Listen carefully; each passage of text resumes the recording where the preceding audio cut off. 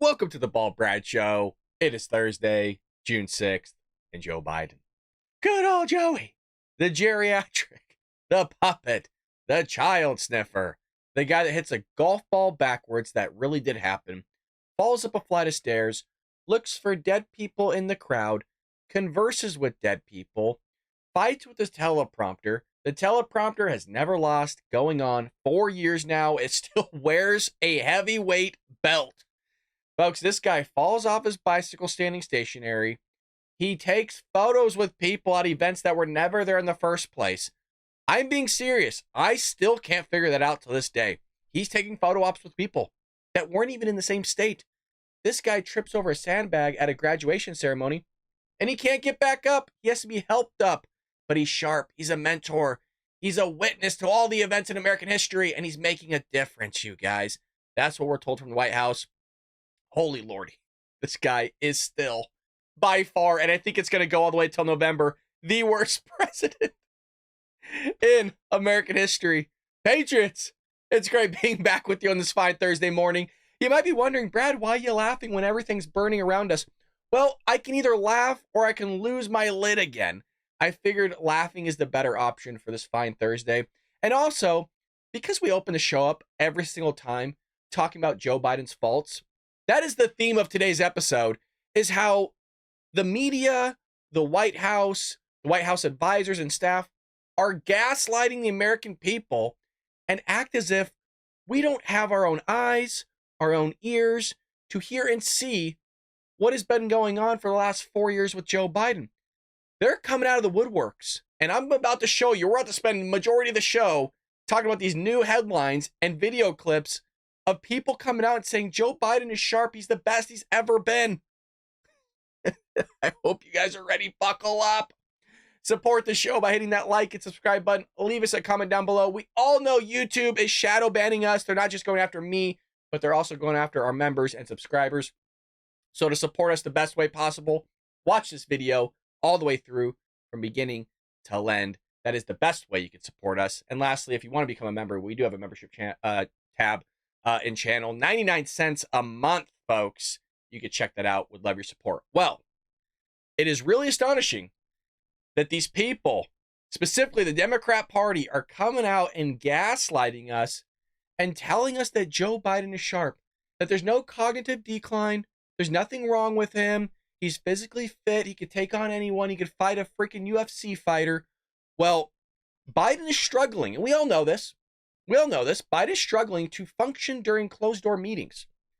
So President Joe Biden is reportedly struggling to function during closed-door meetings with the U.S. officials and lawmakers, to a point where at times people have wondered if he was awake.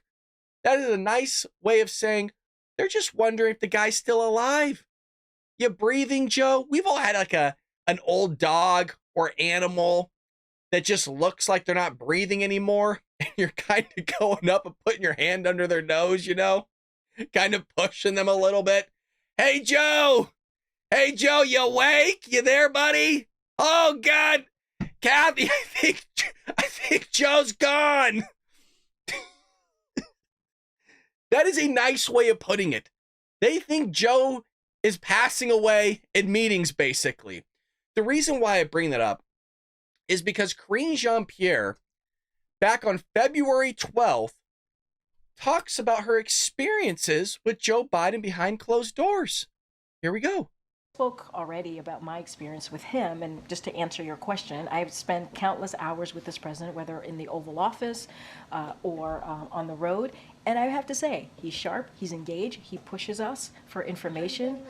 Like emails at like 2 o'clock in the morning, or is there any sort of I mean, look, I think like a finer point on what it is exactly that you see that somehow isn't coming across to the rest of the American people? Look, I think the fact that when he meets with his team, when he meets with staff, he is, as I said, incredibly engaged.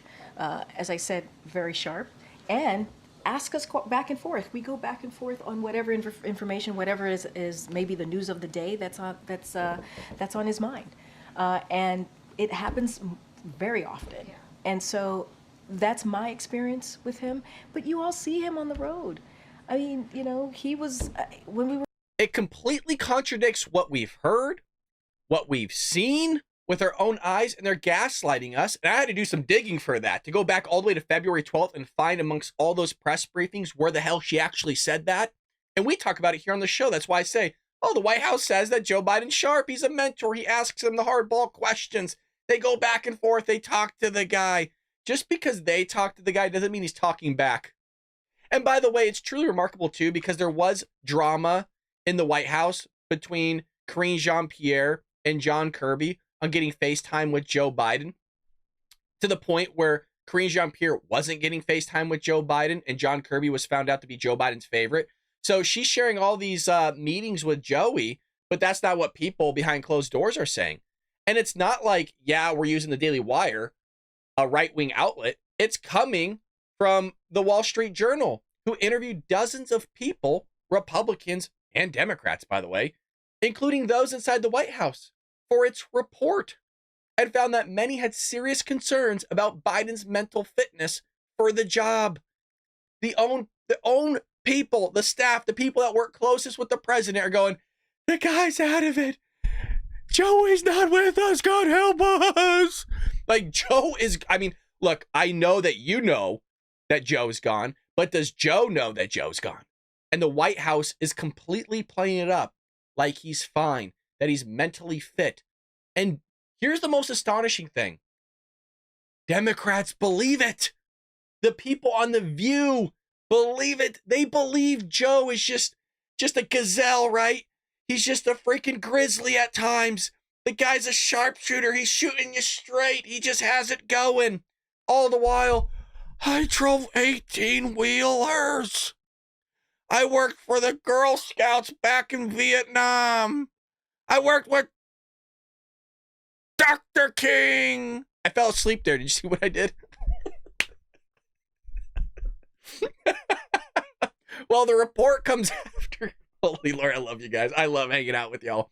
The report comes after Special Counsel Robert Hur decided earlier that he could not bring criminal charges against Biden for his mishandling of classified material, in part because prosecutors did not believe that he would be viewed as fit to stand trial. He couldn't be in the defendant's box because he wasn't aware of his surrounding. He would sit there and pause for extended periods of times, and sometimes close his eyes for so long that some in the room wondered whether he had tuned out. Now, Democrats go, well, that's egregious. I don't believe that. No, it's happened on interviews. We've covered the 60-minute interview where he fell asleep mid-interview. The dude's fallen asleep in the Oval Office with other guests like prime ministers in the room. The dude fell asleep in a UN meeting. I'm not saying, look, these are top-notch meetings, but when you know cameras are on you and you're the leader of the free world, probably not a good time to fall asleep.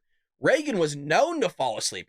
Ronald Reagan fell asleep all the time in meetings. Now, that was at least known, but also at least Reagan was mentally sharp.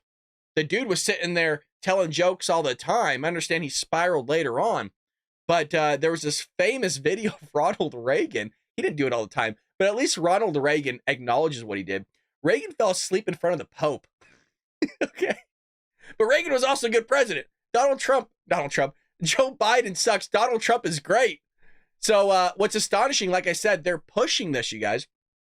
They're pushing this campaign to sit there and tell the American people that Joe Biden is sharp. I'm not kidding. This just came out yesterday, where now they're going on mainstream media outlets and pushing this whole thing. So here's a Biden advisor saying as much. I can tell you that he is sharper than ever. And again, I want to go back and really underscore the fact that his record is very strong. He's achieved more as president than at least the past 4 to 5 presidents before him. You cannot get that done if you don't have all of your faculties about. I can tell you. Can we just? I want to hear this part again. That he is sharper than ever. And again, but no, people are wondering if he's dead, if he's still breathing, if he's alive in meetings. No, yeah, it completely makes sense. And I mean, this whole thing was just getting destroyed on social media. Look at all this. I mean, people are like, come on. Everybody sees through it. Everybody knows what's going on. Nobody believes you, lady. You should be arrested for being such a, I can't even say it on YouTube, such liars and worse. Everybody sees through it, and it is astonishing thing to me that they're willing to sit there and push this as if we don't have video evidence of minutes of Joe Biden just incoherent, losing his train of thought, not knowing what's going on, not knowing where he's at. So here's a little bit of that. I want to thank you as well for, with the nature, not and I'll go ahead and just pull a shrine. America is a nation that can be defined in a single word. I was going to put him, look. Joe's not with us, folks. Joe hasn't been with us for 4 years plus, and Democrats still elected him in office. I'm telling you, the mainstream media is doing a massive push here on to gaslight the American people, and I don't think it's going to work, because all we're going to do in channels like ours and other media outlets like Fox News or heck, the Daily Wire, Dan Bongino's show, Andrew Klavan, like all these people are just going to continue to show the hypocrisy of Joe Biden fumbling through his words, falling asleep during meetings, all this stuff. So here's Joe Scarborough, MSNBC host, faced a virtual onslaught after he claimed yesterday morning that President Joe Biden was sharper than former House Speaker Kevin McCarthy. This is wild stuff. I mean, you got to be off your rocker to say something like that. So here's what he said. I have spent a good bit of time talking to Kevin McCarthy through the years and hours with Biden in 2024. There's no comparison. I'm not going to get through this. I am really not going to get through this.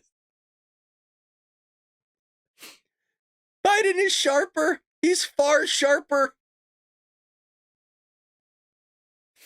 I'm crying. It's so hard to see.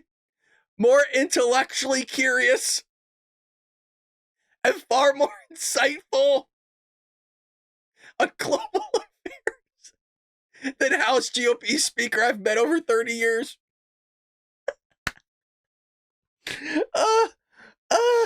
How much did they pay him to write that? How much did the Biden campaign pay Joe to write that about Joe? I can't wait to read your guys' comments. Please berate Joe in the comment section. Can we make this a solid Thursday in the live chat and the comment section? Just ripping Joe. Write your best lines, folks. Write your best lines. So people here, Sonny, who we actually covered the other day, says the entire justification for him not being charged with federal crimes was that he's too old and forgetful. Sound like he's good to be indicted. Correct? Correct, Sonny. We got Stephen Miller saying, they keep telling us how sharp he is, and Biden keeps letting them down because we all have eyes and ears. That's exactly what I said. Thank you, sir, for acknowledging the obvious. I love that. Keep in mind, Joe Biden is the worst foreign policy mind in American history. His career is a 50-year-long string of failures. Yeah, damn right. That Joe Scarborough finds him insightful on global affairs says a lot about him. Correct. Democrats who met with Biden privately voiced their concerns yesterday about his cognitive decline. 2/3 of American voters believe Joe Biden's age and acuity is a major issue in this campaign. Yet, and then they posted Joe Scarborough. We saw Blum yesterday. If Biden loses, a lot of stories are going to come out about how bad his state was prior to the election as part of the finger-pointing game, and comments like this are going to look so utterly slimy and dishonest in retrospect. That's actually a very good point. It's something I think about, is that Democrats love going after themselves at times and doing the blame game. And a prime example is Hillary Clinton, right? She couldn't acknowledge the fact that she lost, that she was one of the worst candidates in American history in 2016. And she has still, to this day, blamed everybody else other than herself. I mean, things were so bad for her in 2016. Remember how she just disappeared in the forest and like somebody found her?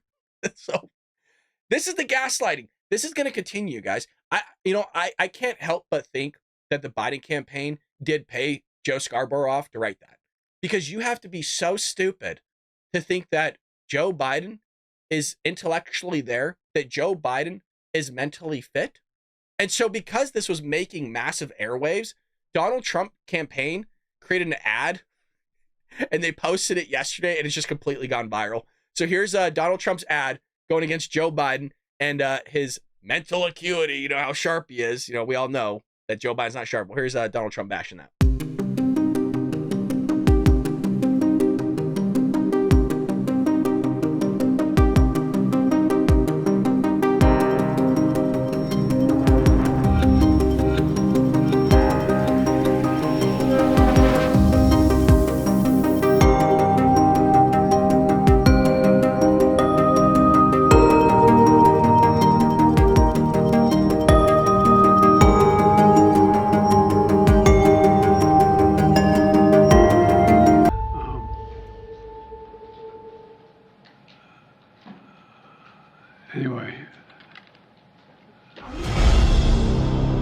It's such a good ad.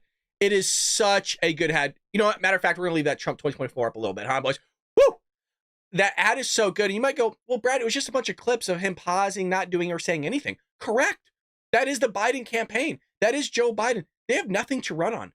What successes does he have? What successes does he have?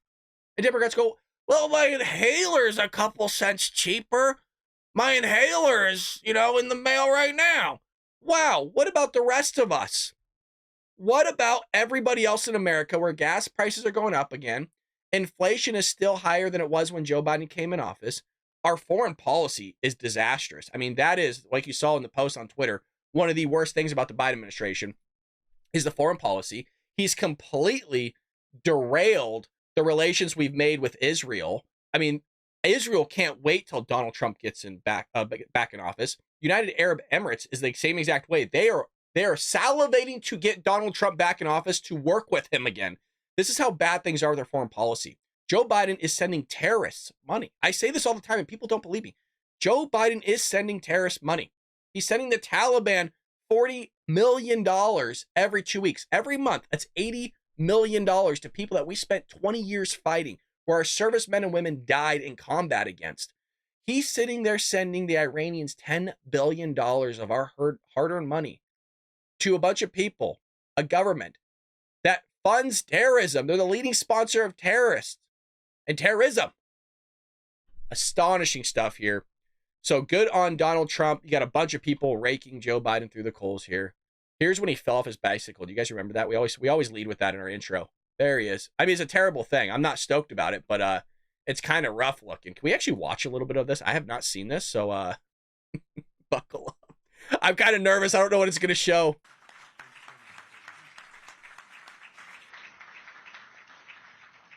Not the greatest of quality. Oh, where's he going? Watch, he can't get himself back up. Do you see that? He cannot get himself back up. But he's fit, you guys. He's sharp. Allegedly, there's a sandbag there. And I want you to know, notwithstanding what you may hear about me, I have incredibly good judgment. One, I married Jill. And two, I appointed Johnson to the academy. I just want you to know that. Let's clap for that, you stupid bastard. And the infamous falling up a flight of stairs numerous amounts of times. It's so hard to watch. It was funny, honestly, for like a solid year. It's not funny anymore. I've always said the Secret Service is now terrified that he's going to fall up going the stairs again, and that he's actually going to fall backwards and, basically put himself out of service, we'll say. So they're having him take the short staircase on Marine One and also Air Force One. I guess Marine One is a short staircase. But what's interesting is what you're seeing from Joe Biden is that they're having Jill Biden, his wife, step up to the podium just to eat some time. And so be aware of what you're seeing with that is that because Joe Biden fumbles through his words, he rambles, he doesn't know what's going on, that they need to fill that time and that presence of him being on stage. And as long as they could just have him standing there, that is a good image for Joe at this point. And so they're chauffeuring out Jill Biden on a lot of these speeches right now to kind of lead for Joe to fill that time. And then Joe gives a short message because he need to capitalize on that short amount of time that they're giving him to be somewhat aware. We all know he's not aware. We all know what the media is doing, and they're going to continue to push this in the same way that they pushed the Hunter Biden laptop hoax. Do you guys remember that? Do you remember how the mainstream media told us that the Biden laptop wasn't real, that is Russian disinformation, it was Russian misinformation, you shouldn't believe it, what's being said is ridiculous, and that it came out later that it ended up actually being real? It came out later that it was not Russian misinformation and disinformation. So what Elon Musk did, and I want to see if I can find it for you guys in real time, is that he posted a video here of the FBI admitting in court just the other day that Hunter Biden's laptop is real. The reason why that's so important is here's a 20-minute video, and we're not going to play the whole thing, but here's 20 minutes of a montage of the mainstream media claiming that Hunter Biden's laptop was Russian disinformation. And the FBI had in its possession this laptop since December of 2019, leading up to the 2020 election. While you had Twitter, Facebook censored the Biden laptop story because the FBI warned them a potential hack and leak operation targeting Hunter Biden. They sat there and covered for the guy. And what we know here is that roughly 17% of voters would have voted in favor of Donald Trump or would have never voted for Joe Biden in the first place. You have Donald Trump as the 46th president of the United States. All thank you to our intelligence community, our intelligence apparatus, and the mainstream media working in conjunction with the DNC, as well as Joe Biden, the Biden campaign, to cover this up. Here we go. Trump campaign is accusing Twitter and Facebook of censorship after the social media companies blocked the spread of an unverified story about former Vice President Joe Biden's son and a laptop allegedly full of his old emails. It's a story raising concerns about whether it's real or just designed to sow confusion in the final weeks of the election. Experts say it has all the hallmarks of information laundering. This looks like your classic disinformation campaign. Eric O'Neill is a former FBI operative. Steal the information with a cyber attack, get the emails from Hunter Biden's account, and then put them on these laptops that are left at a repair store. And that's how the information is now laundered into the public. Who do you think is behind this? Well, the Russians would be my number one guess. Social media outlets were quick to limit the spread of the story. Twitter briefly suspending the accounts of the Trump campaign and White House press secretary after they tried to share it. Twitter and Facebook have limited the distribution of that Hunter Biden story. And last night, Twitter appeared to suspend the Twitter account of White House press secretary Kayleigh McEnany when she tried to share. Isn't that insane? The mouthpiece of the leader of the free world no longer was the mouthpiece. In the same way they removed Donald Trump off these social media websites. Guys, you are seeing this from a small YouTube person like myself. I'm a no-namer, and you're seeing, just like we showed in yesterday's video, what they're doing to our channel. You guys have come out and said, you sent me emails, you're in the comment section, you guys said you've been unsubscribed. Some of you, literally to this day, my buddy Andy still can't comment on my videos for some odd reason. They won't let him do it. You guys get your comments deleted. Your comments aren't appearing for me or for you, even though you're writing it in and submitting it. You're sitting there, not able to find my channel at times. Some of you are having your memberships being unmembered. I don't even know how you do that. You know what I mean? So they're saying that we're lying, you guys. Just a heads up. We're the liars here. We're making this. It's complete bullshit. We're conspiracy theorists again. They made up some cockamamie response of, well, most of your viewers come from shorts. So I upload shorts. All of a sudden, shorts are getting a couple hundred views. It's not like I'm looking for millions of views. If you have 50,000 subscribers, then you would think like, well, I should at least get a fraction of that, right? I'm not looking for even over 50,000 views for a short or something like that. Doesn't make sense. I'm just looking for my subscribers and people that want to see my content to be able to actually see their content. And what's funny is something I didn't show you. I can actually see not who exactly they're sending it to, but I can see what's called impressions.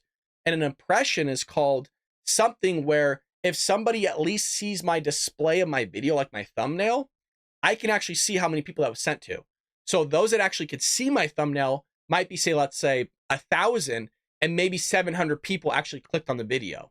So that's how I know that they're not sending it out to my subscribers. That's how I know that they're limiting access to my videos. So this is all analytics. It's all data. And I'm going to call them again, and I'll let you know what they say. But they sat here and did this to Kayleigh McEnany. They sat there and did it to Donald Trump. They did it to Charlie Kirk. They did it to the editor-in-chief of the Federalist. They did it to Jordan B. Peterson. They've done it to a lot of people where they're locking them out of their accounts back then. What do you think they're going to try to do again here coming up? Well, now that they don't have the same movement that they had in 2020 because they don't have Twitter anymore. Elon has Twitter, and he's not going to do this to people. Maybe Instagram and Facebook will, but I think because Elon's out there and he's so prolific, I don't think Twitter and Facebook are going to do this again. I think they'll limit your posts being sent out to people like what's happening on YouTube. But they're going to try to do some foolery again. And you saw what they're doing with the gaslighting, saying, oh, Joe Biden's sharp. Sure he is. Hear that story. Damn. You know a story is shady when Facebook is saying, whoa, whoa, whoa, whoa. Maybe people shouldn't see this. For a long time, Giuliani has been openly working to dig up dirt and promote disinformation on the Bidens. And now, the Washington Post is also reporting that the intelligence community was so concerned that the Russians were using Giuliani to feed Russian disinformation to the president that they warned the White House about it last year. We're being told by two people who have been briefed on what the FBI is doing is that they're looking into whether these unverified emails about Hunter Biden published by the New York Post about foreign business dealings are part of the bigger Russian disinformation effort, which is well. It goes on for 20 minutes showing outlets it wasn't real, misinformation. How is that not election interference when you are blatantly lying to the American people? It's really astonishing to me that all these outlets came out and go, well, this is Russian misinformation, and then it was Russian disinformation, and went back and forth, right? But what about them coming out and apologizing for lying and also spewing misinformation and disinformation themselves regarding COVID-19, the Hunter Biden laptop, Joe Biden's Sharp, Joe Biden's classified document scandal, the Twitter files, telling us that we're conspiracy theorists when we're getting censored and also are deplatformed, which came out about Dan Bongino. Dan Bongino was removed, I think, from either Twitter or YouTube, one or the other, for saying the obvious. So where are all they coming out and going, well, this outlet said this misinformation. Maybe they should start targeting each other rather than always targeting Donald Trump for what he's doing, because clearly what he's doing is the right thing. So Charlie Kirk, somebody that's actually removed for a short time, suspended for what he said. And I'm not kidding. He said this: men are women. Men are women. Wow.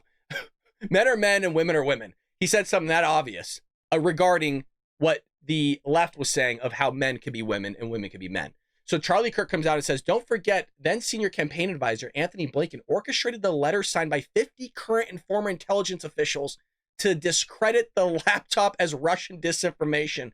His election interference was richly rewarded with the Secretary of State post. Same guys who want to censor disinformation. Exactly. Everybody's picking up on this. Nobody actually agrees with this. And I think Donald Trump really had the movement early on where he started saying, fake news, CNN, Jim Acosta, the lights are out in the back. Everybody look at the lights. The red light turned off. They don't want to get it out there. They don't want the truth to the American people, the scummy Democrats. So I think Donald Trump was one that kind of really brought awareness to this movement of fake news and the lies and the manipulation the media have been doing, honestly, for a long time. Even if you go back during like the 1700s, the late 1700s, early 1800s, right around the founding of this country, you could see the manipulation even through the media back then. So it's been going on.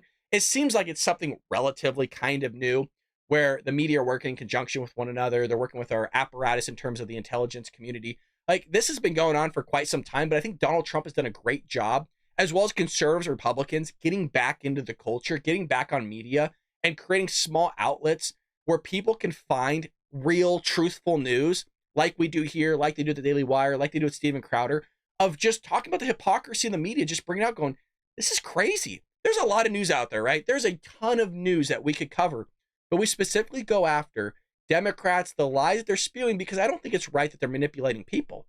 Now, if I'm manipulating somebody, I'm not aware of it because that's not my style. I don't want to sit there and create delusions for somebody else that's not reality.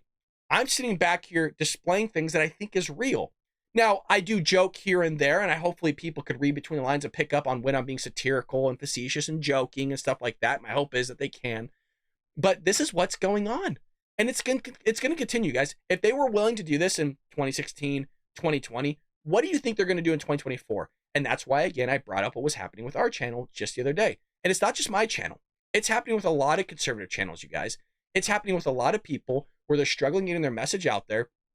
They're sitting there pushing a false narrative on the mainstream media while we're pushing truth, but yet the mainstream media gets all the spotlight. And those down at the bottom, I call us kind of the bottom feeders. You know, we aren't able to necessarily get our message out there in truth to the American people. And if we were able to get our truth out to the American people, it would have swung the last election. So in other news, you guys are going to love this one. Joe Biden's war on oil and gas industry has cost the United States. You guys ready? You sitting down? Pull over, folks. If you're sitting in traffic, pay attention. Holy Lord, it's so much money. Has cost the United States more than $250 billion in lost economic activity. This is going to show you one of the big things between Donald Trump and Joe Biden is Donald Trump, drill, baby, drill, find the oil, pump, baby, pump, let freedom reign. And Joe Biden goes, Get rid of the fossil fuel industry. What's happening? Fossils? Joe, you're a fossil. You sat there and destroyed our economy. And I want to show you proof. Just keep in the back of your mind that I think we use roughly 8 to 9 million barrels of oil a day. So keep that in the back of your mind as we go through this, because this is important.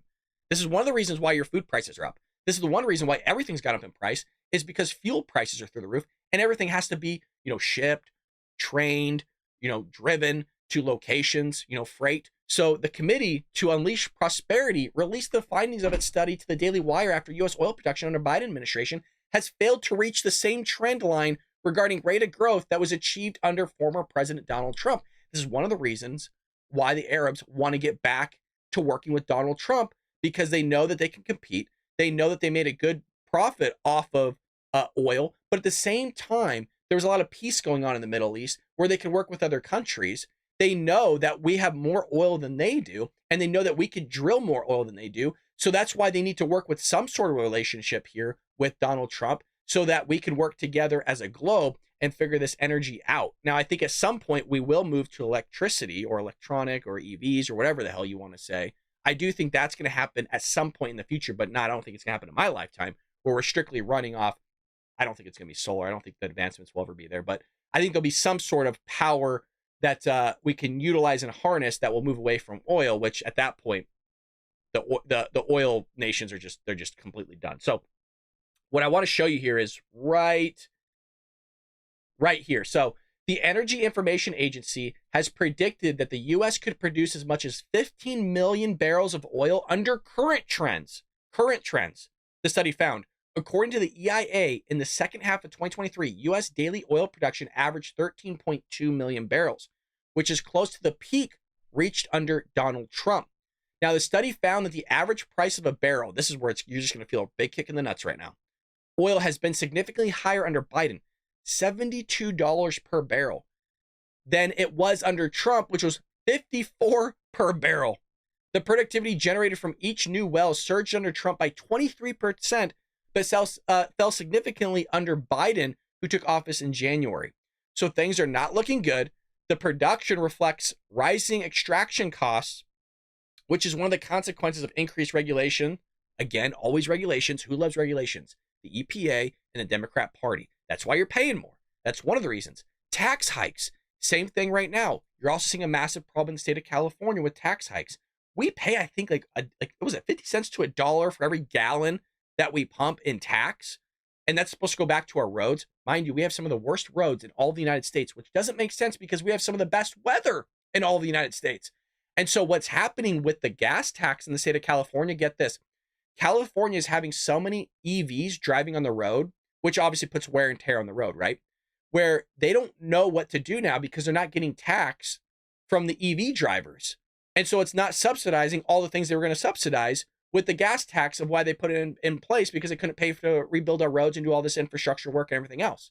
So now what they're talking about doing is taxing people based on mileage.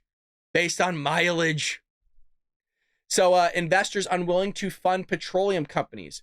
Again, Joe Biden campaigned on the fact that he wants to remove the fossil fuel industry. If you have a massive apparatus that wants to sit there, that doesn't support in your success, doesn't want you to flourish, why would you sit there and go pump money to invest in something where somebody, such as the federal government and states, the Democrat Party, wants to sit there and make you terminated, extinguished, evaporated, gone, kaput, however you want to phrase it? Why would you invest in something like that? If you know there's a company that was going to have massive regulations, the federal government was going to do nothing but sit there and hound them, make their life miserable, when you could go invest in something else, you obviously would take your money and go invest in something else. It's the obvious. Nothing there is rocket science. So Donald Trump's going to come back, and I think you're going to see a massive boom in oil production. The problem is, if Democrats have any say in it, he's just going to sit there and butt heads with them in the same way he did with 2016.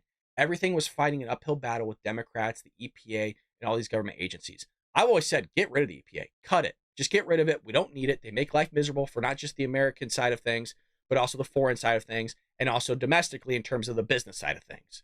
Well, lastly, speaking of people struggling, Joe Biden, the Democrat Party, saying people aren't struggling.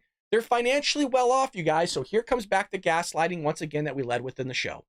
They're going to sit there and tell you you're fine. They're going to sit there and tell you, you can afford an EV. Do you remember that when we were in a recession just recently, like a year and a half ago?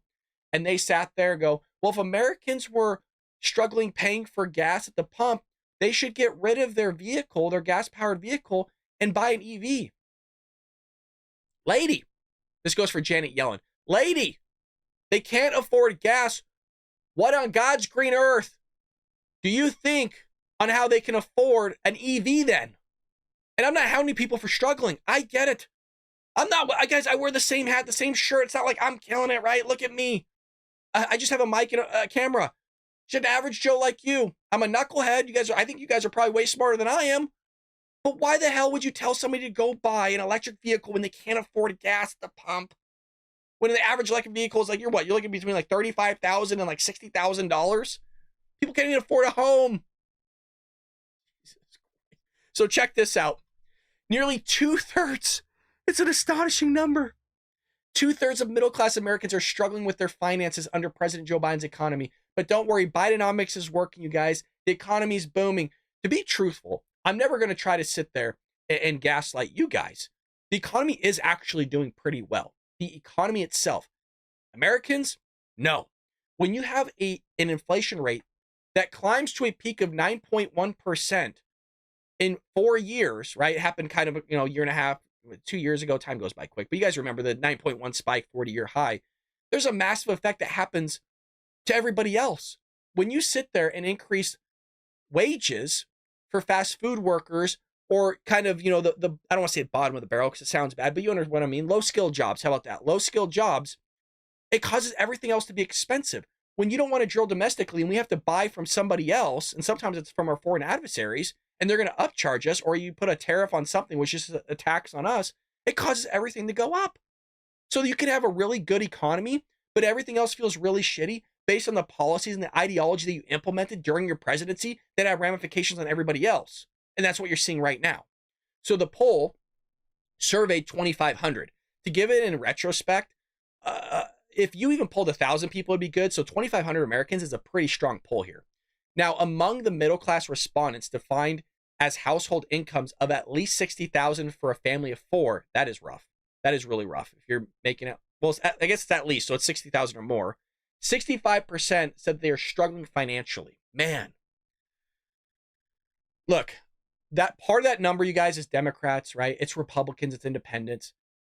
It takes the wind out of you because you don't want to see your fellow countrymen struggle. You know what I mean? I've always correlated this and actually correlated it in my book for those that called the mainstream media enemies like Donald Trump did. I actually don't believe that. I don't think the media is the enemy of the people. What I think is happening in our country, and I'll come back to this because it kind of connects. We're a family at the end of the day. When somebody fucks with us, like they did on 9/11, we unify and we go take ass. You know what I mean? But right now, because there's no common enemy, even though we have one, there's no common adversary, right? There's not like, we're not looking at communism anymore. We're not looking at the Nazis and all these other things. The enemy is not abroad. The Democrats and Republicans are looking at the enemy as each other.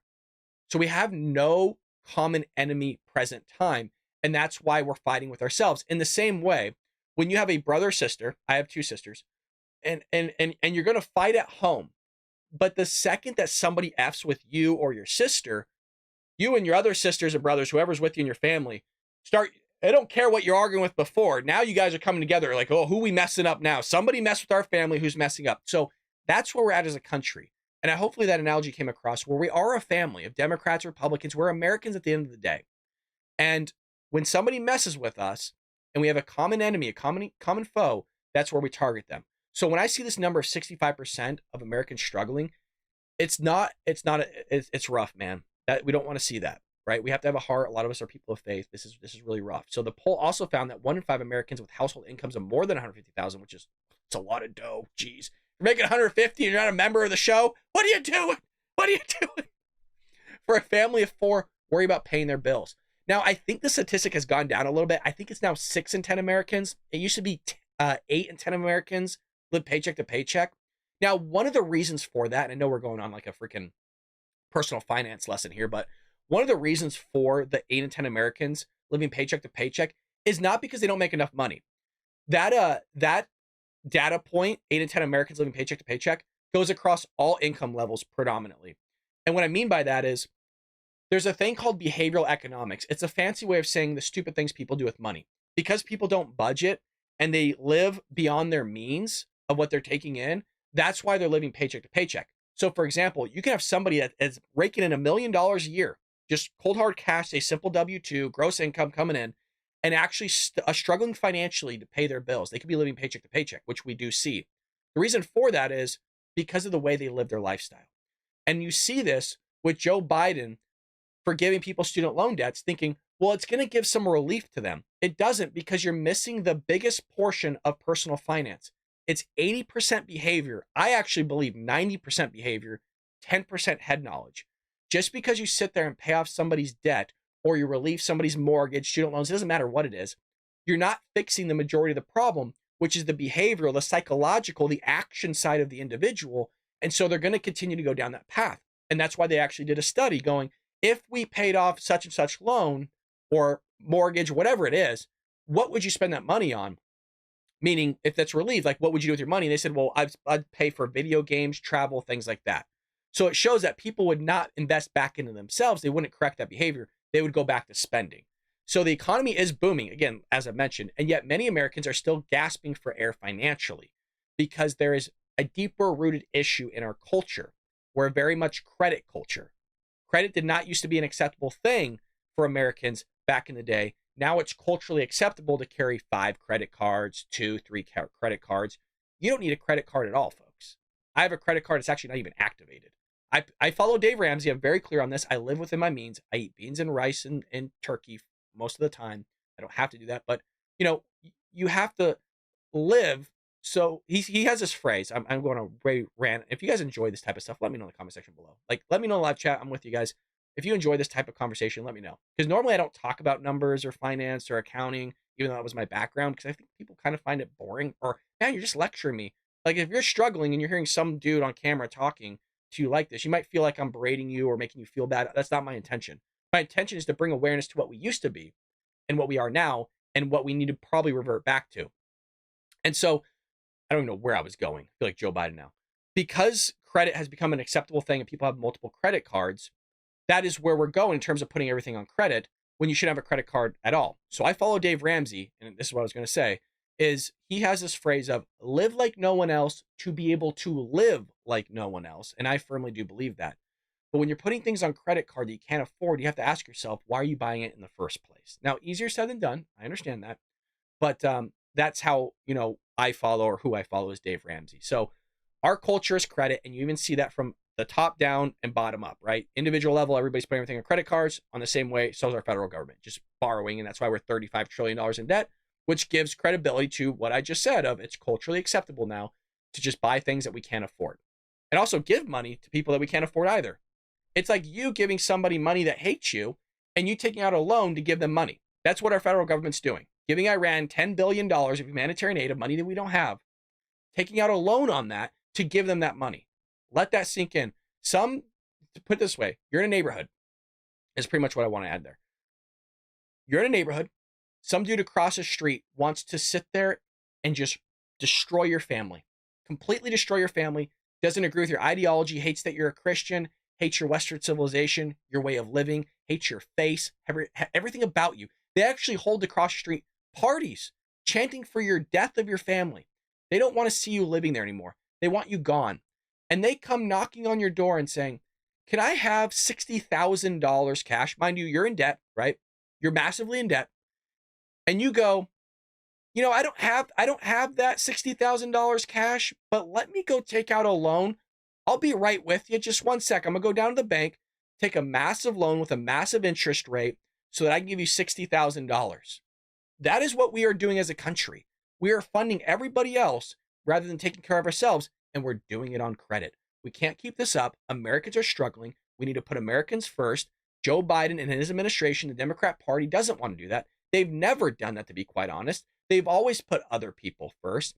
We need somebody back in office that's going to put people first, and that is Donald J. Trump, hopefully Mr. 47 coming this November. We need a massive wave, and to help to do that, even small channels like mine, you can be a big part of that by sending our videos out to your friends and family saying, watch this guy, just subscribe. Doesn't matter if you listen to him, pop his videos on mute, just watch him from beginning to end. It does support us, believe it or not. And that's how we can get a movement, folks. That's how we can get truth out to people, because what you're seeing with the media, they're gaslighting us. They're telling us Joe Biden is sharp. Joe Biden is intellectually there. All the while, we're hearing reports from Democrats and Republicans that behind closed doors, this guy's falling asleep, that they're not even sure if he's alive. It was a nice way of saying we're not sure if he's awake. So wild stuff happening. It's going to continue to happen. And I think things are only going to ramp up here coming in the next few months. Since election season is right around the corner, folks. Support us by hitting that like and subscribe button, watching our videos all the way through, leaving us a comment. YouTube wants to see you engaging with the channel. Would love, and you guys know I read all your comments. So there has been a lot of good comments asking great questions. If you guys have a question for me, let me know in the comment section below, because again, some of your comments are really thoughtful. I'm not saying like nobody else's isn't, but I actually want to see if I can highlight this gentleman's comment here. He did ask me a question regarding kind of what I thought about Donald Trump, and I want to see if I can find it. Yeah, here it is. His name is Chase the Gamer, and this was a really great question. He said, hey, Brad, love your channel. YouTube sucks. Considering Trump was trying to sell the vax while people were being treated like trash for not wanting to get it, how worried are you that Trump isn't who you think he is? What are the odds this is all political theater? Just wondering, as a fellow Trump supporter from someone I truly respect. Really appreciate that, Chase Gamer. You guys, as you can see, I read all your comments. I did respond to this man. Thank you for the chill comment. No, thank you guys for commenting, watching. I am thankful for all of you. I've always said it's a privilege for me to get to hang out with such fine patriots as yourselves. And what I wrote to him was saying, look, many people rely on advisors. Donald Trump is a business guy. What does he know about vaxation, right? Or taxation, all these things. He probably knows a little bit about taxation because of a businessman. But vaccine, who would know anything about that? Do you know what I mean? So he has to rely on advisors, people that know more about the industry than he does. In the same way, we go and rely on financial planners. We rely on our tax accountants. We rely on other people that know about that industry more than I do, insurance companies, the healthcare field, things like that, to gather more information and listen to what everybody has to say and then come towards some sort of conclusion. Now, when you're a businessman, that conclusion that you come to is predicated based on what people are saying, those professionals, but also what the data is showing in front of you. And so taking that combination, I think Donald Trump made, based on the data, the statistics, as well as what he was hearing from Fauci and everybody else, I think he made in his mind, you know, and I do agree at the time, you know, close everything down for 15 days to slow the spread. The problem was the states wouldn't open back up, if you remember that. Donald Trump was on the trail. He was out there going, hey, like, open things back up. This is ridiculous. And Democrats would not do it. Democrats wanted to capitalize on the moment. And they sat there and did that. Look at the schools not willing to open back up, negotiating new pay, doing all these things. Same thing with the healthcare field. They capitalized. There's a great quote. And Jason Chaffetz, the former congressman of Utah, wrote a book called Never Let a Crisis Go to Waste. And that was from, I believe, Barack Obama's chief of staff said that. Never let a crisis go to waste. And he was referring back to all the way on the recession of 2008, meaning capitalize on that crisis. And so I think Democrats did that. But if you look back at Ronald Reagan, and this is what I throw in the comment section, Ronald Reagan did the same thing. Ronald Reagan was an actor, right? The guy sat there and had to rely on his advisors, rely on people that knew things about other industries more than he did, basically take it all in, and then make some sort of strategic move. And did Donald Trump mess up with that move? Yes, but we're only able to realize that in hindsight. We're only able to realize that later on for something that's never happened before. So a little bit of a dynamic there. But I also want to make this point that you guys can, again, I'm only going to tell you what I think is truthful. It could be political theater. Very well could be. I don't know. But if it is, as I mentioned, then we're just all people, part of the crowd. There's some engagement there that we can, you know, watch it play out. And that's what's going to happen at the end of the day. I think there's a lot of craziness. And just because I'm a registered Republican, I've always said I'm a conservative. I'm a conservative. So I'm not beholden to any party. I'm not beholden to the Republican Party. I don't worship Donald Trump. I like what he does. And as I've mentioned, in 2016, I voted for him for the reason of uplifting and uprooting the government. I was so tired of how the government was getting bigger, even though Donald Trump spent a lot of money, which I didn't like, and I hope he doesn't do again. I really hope, but I have a feeling that's not going to happen, to be quite honest. I should just be fair. It's not going to happen. If he's going to deport 25 million people, ain't no way in hell. This dude's going to blow the budget. So there's things that he did that I liked. There's things he did I didn't like, or that he did that I wasn't a big fan of. But in a holistic view, and in a big picture, I like Donald Trump, which is why this is the third time I'm going to vote for him. So I just want to highlight a comment and just, again, show you guys that I do read them. I sit there, I mostly do it on my phone, and I just swipe through all of them. I think I see literally every comment. Even if I don't heart it, sometimes, like you guys have struggles with your end, I'll heart it and I'll go back, like, why is it on my computer? I hearted it on my phone. Like, I've seen it. So even if I don't heart it, I still see it, you guys. I literally sit there all day and just swipe through my comments, and it's nothing but great. There's some psychos in there, but and none of them are subscribers as far as my knowledge, but always appreciate your guys' love, your kindness, and the big thing about this and why I do it is not for the money, because we don't really make money on here. It's about the community. It's about getting truth out to people, and it's about hanging out with all of you, and I'm very privileged to do that at 7 a.m. every single morning with all of you. Thank you so much for supporting me. You guys buy the book, the merch, everything else. You guys are you're a truly blessing, not just to me, but also to this country. So we'll be back here. What is today? Thursday? So we'll be back here to Friday. Starting Monday, Pat, you asked this in the live chat, and I don't know if the message got to you quick enough. My game plan, oh my God, I don't want to make a promise, but my game plan is to do live shows starting Monday at 7 a.m. live, meaning I will be there. I'll see your comments. It's the same format, the same show, nothing changes. You'll see me looking over to this monitor a little bit more and laughing because you guys are absolutely hilarious. But 7 a.m. Monday, I plan to start doing live shows. So they're not going to premiere. We record these early. So the reason why I don't want to promise is I'm on the East Coast, so I got to wake up at 5 a.m. minimum because it takes a couple hours to prepare, find stuff, read it, and I got to wake up and all those other things. So I'm going to try. Days that we don't go live, just know that there'll be an episode premiering or something, but I'm going to try my best. You guys deserve it. You're great. With that being said, all right, enough of me rambling. Have a great day. I'll see you tomorrow here on The Will Brandt Show.